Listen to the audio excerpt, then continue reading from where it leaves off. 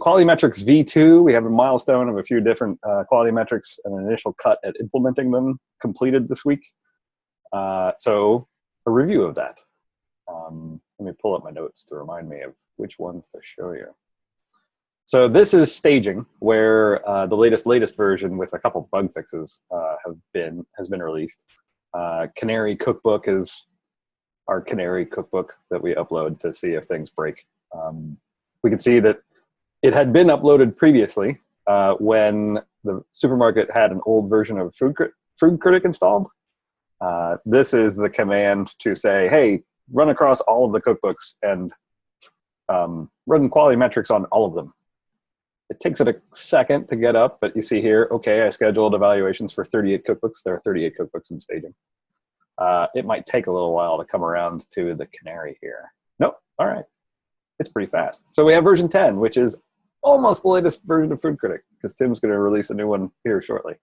But it has a whole bunch of new critic categories enabled, which as Food Critic gets updated, these categories are the ones that are going to accumulate new rules to encourage people for better practices.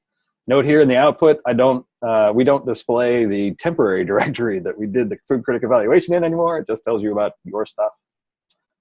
There are new metrics like that are GitHub based. So if you provide a source URL, which the Canary Cookbook has a source URL, but it's not to the Canary Cookbook source, so it's a little odd.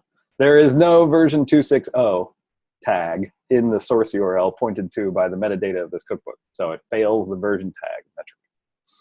It also contains a binary. Shame on it. Delivering tarballs through a tarball through a cookbook. Don't do that. Unless you gotta, but we warn people when you do. Let's see, what some of the other ones. Contributing file, testing file, version tag are all the source repo dependent metrics. I think they might have been demoed in the past, but others that, does your cookbook declare supported platforms? This one does not. License has gotten some updates recently to check for the SPDX